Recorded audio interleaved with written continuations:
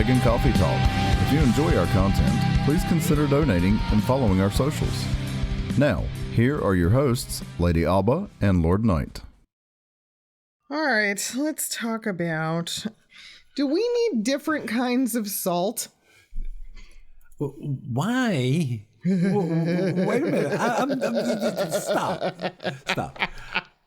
I learn my stuff. I go run my coven like I'm supposed to and all this, and I pull my head out of the community at large and do my stuff, right? Mm-hmm. Then I stick it back in there, and now there's like 50 billion salts, black salt, this salt. Mm-hmm. What the hell happened? I know. It's so funny. I understand why people turn away from the iodized salt in craft, and that's fine and dandy. It's really funny because, I mean, back in the day, to my knowledge, back in the day, there were only three choices. You had iodized table salt, which, you know, most of America used. You had kosher salt, and then you had rock salt. Yeah. And depending on what you were doing, we would either use kosher salt or rock salt. And iodized was in a pinch, you know, if we literally had no other choice. But, you know, rock salt is like the industrial stuff that you can't do anything with it. Like, you can't eat it. I mean, I guess you could, but I don't know. Yeah. And it's meant for like melting ice, and it's meant for like making ice cream. That's what my parents used to do with it. They had the crank ice cream maker, and you would, you know. We thought we were moving up when we had the electric one. Yeah. Because the electric ones I don't think need the salt. And that was it, right? Like, and so if you were doing something outside that was a very large ritual, you'd break out rock salt because it was cheaper. Yeah. And kosher salt, and now it's like, okay, we got sea salt, we got the pink Himalayan sea salt, we got the black salt from Hawaii, we've got the Celtic sea salt, the gray sea salt that's from France. I mean, how to make, and then we have the black the black salt that people are making. But that's what I'm uncertain of. Like the black, I think, so the black is it's volcanic, I believe, and I think it's from Hawaii. But I don't know if people are making it or not, if they're just putting charcoal and salt together.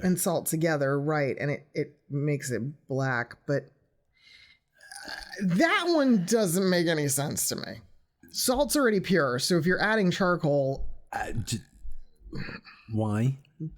To absorb odor? I don't know what we're doing. I mean, that's what charcoal, right? Is it activated charcoal? I mean, that's... It would have to be, yeah. I mean, so it either means you're trying to make somebody puke, or you're, you know, like... Or you're taking extra steps there. I mean, at the end of the day, salt is salt, right? One would assume. I mean, chemically, it makes no difference. On the periodic table, it makes no difference. I mean, the only thing is I know they add iodine to salt, but that was to get rid of gout or something in the population. I don't remember if it was gout or it was something. It was something that was like very, very common. It was a depletion, right, of iodine in the system, and it was so significant that they started adding it to salt after, I think, World War II. Yeah, and it just disappeared after that. Yeah, and people just kept doing it for whatever reason. But I don't know. And now, you know, the irony of it is, right, from a cooking standpoint, everybody's like, you don't need to add salt to anything anymore. Unless, again, you're making it fully from scratch, because there's so much salt in the food we eat. It's out of control. But yeah, I mean, as a rock, right? Right. There's only two situations that produce salt: mining it or dehydrating salt water. Right. That's it. The chemical structure, however, is identical. And when you dehydrate seawater, you get the same crystalline structure. It's identical. It makes no difference. But yet people swear sea salt's better for you. I mean, it just don't have the iodine in it. well, I mean, like, so there's a really cool rock that I'm kind of fascinated with called halite. And halite is nothing but gem grade salt. What? Yes, it's salt that's so damn pretty and so crystal clear, and it's big. It's big hunks of it, like cubes. Yes, and they come out in like cubes. That's why if you look at salt, even the iodized stuff under a microphone, it's like a square block. Right. Because that's the crystal structure of salt. That's what it looks like. So halite is like these big blocks, the rarest of which is blue. And it's beautiful. And it's bright blue. And it's just, again, the different minerals. It's the different concentration of different minerals that are present inside the salt that are giving it that color. But halite is highly collectible. People pay a ton of money for it. The irony of it is it's a rock you can't get wet.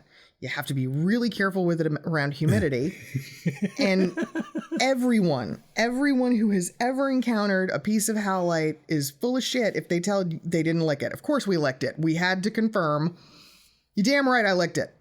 There's a t-shirt that even says, have you tried licking it? For the rock community. I mean, it's a real thing.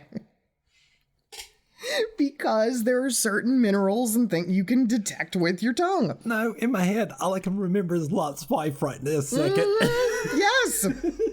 Pillar of salt. Did you try licking it? I've absolutely done it. I said it. But yes. Sorry. No, it is, but it's hilarious. And so halite, yeah. And it really is a hilarious thing because bacteria doesn't grow on it.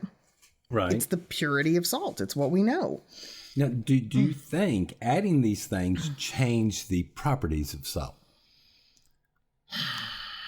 No.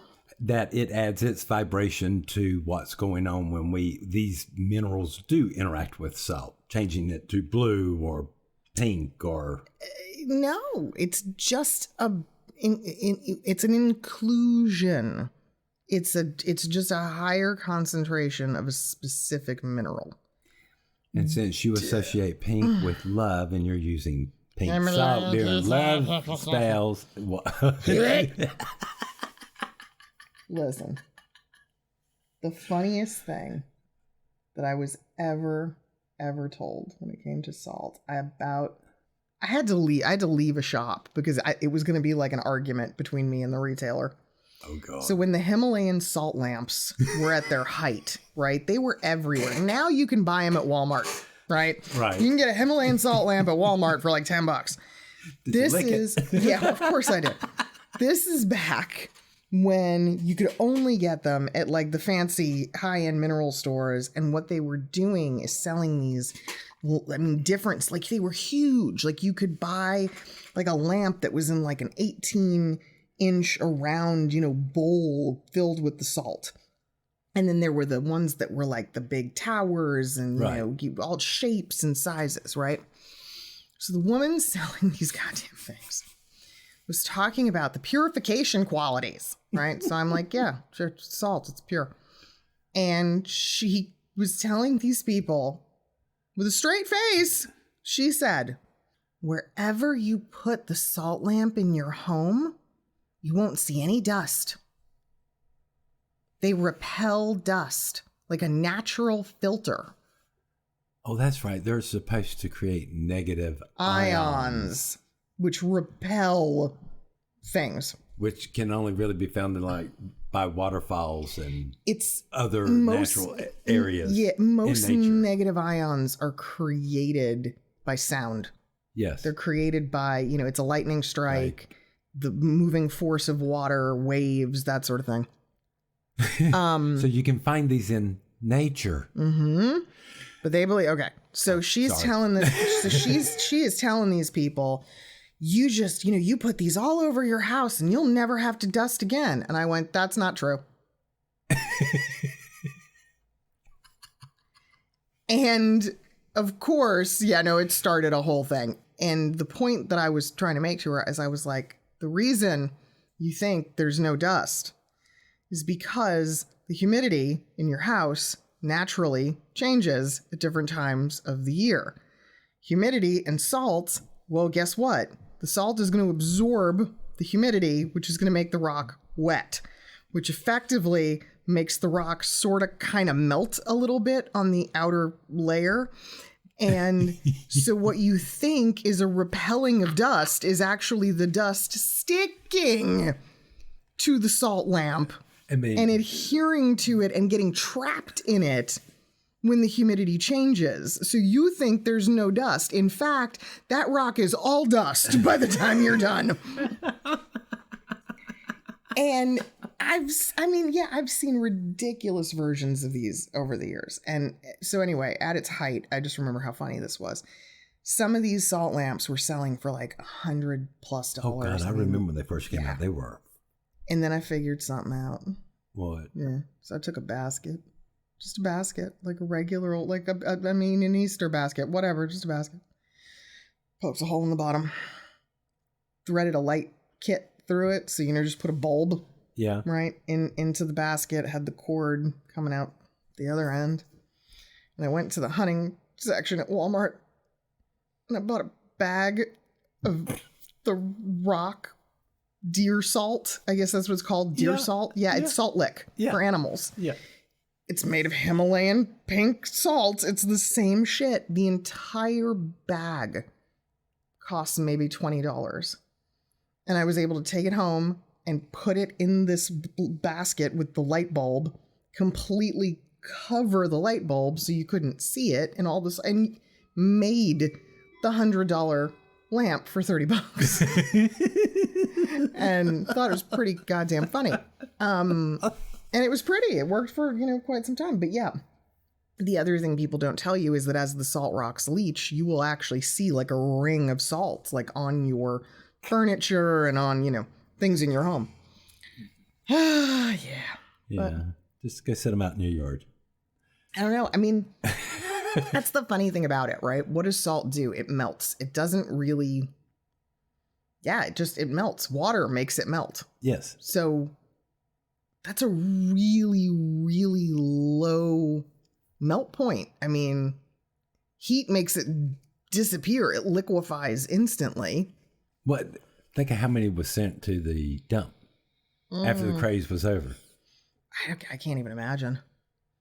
Honestly, I cannot even imagine. Because I think the only people that still have them are the massage parlors. They're still around. I mean, I definitely know people who have them, but they're not nearly as common or as big a deal as they used to be. But they're still around. It's just that I think a lot of the craze and the bullshit about them has died down.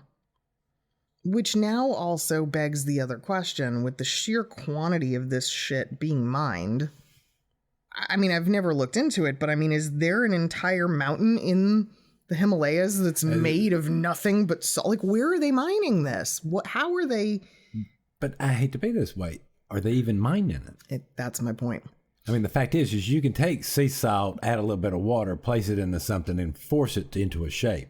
Mm-hmm. Well, that's my point. Is what we're buying that gets called Himalayan sea salt nothing more than regular old salt that is being introduced to the same minerals that exist in the Himalayas, therefore turning it pink? Mm-hmm. And we're just being told it's Himalayan sea salt. Because, I'm sorry, y'all, the Himalayas are a fucked up, treacherous place on this planet. Right? You hear the stories every year about the people who die on Everest and the bodies that get left there. There's no extracting them. Who's risking their lives for salt? To make lamps out of. Yes! This is absurd. I mean, they make it sound like this is so plentiful, but again, it's still a very treacherous place. This would be a hell of an operation. And for it to be as inexpensive as it is, I'm like, I mean, any mining is an expensive undertaking and dangerous. Yes. But even more so when you're dealing with something that remote and far off, and I don't know. But is there any difference? I mean, I've known people in many situations that have used a packet of salt from a fast food restaurant to cast circle. Does it matter? Nope. Why? You know, and even then, do you even have to open up them packets? Mm-hmm. What if you picked up just 4 of them? Shit, that's pretty funny. Then after that, you can pick them back up and use them again. That's really funny. You can even color code them for your directions. Just put a little dot on them. See, now that's clever. That's really funny that you say that, though, yeah. But it's true. I mean, does any of that really make a damn bit of difference? I think it's more the individual. Mm-hmm. If they believe it, if they want to believe it. It then becomes important. Discussion I remember you and I having at my first degree where I was a little bit too obsessed with man-made. Right. And you and Lord Oswin kept challenging me and going, but what is man-made? What does that mean? Well, it means it was made by man. Uh-huh. And what made man? And what made the materials? And what made, right, like plastic? I was like, but plastic is man-made. And you were like, so? So? The materials to make it and the things are of this planet. They did not mistake. Yeah. We did not have a little box. It just poof. Plastic. Plastic. Yeah. That's the part that baffles me. Everybody wants to think these things are separate. Mm. Yeah. It's kind of a witch hallmark. Is it not? That, yeah, it's like we're supposed to be discouraging of anything man-made inside of our ritual spaces or inside of our practices. But does that really matter? Now, here's the irony. As a rock collector, there are a lot of rocks, and I mean a lot, that are manufactured.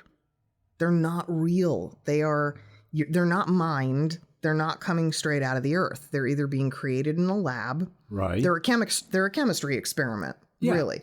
Or they are heated or treated in some way. The manufactured diamonds are the exact same diamonds we get from the ground. Which is insane. Yeah.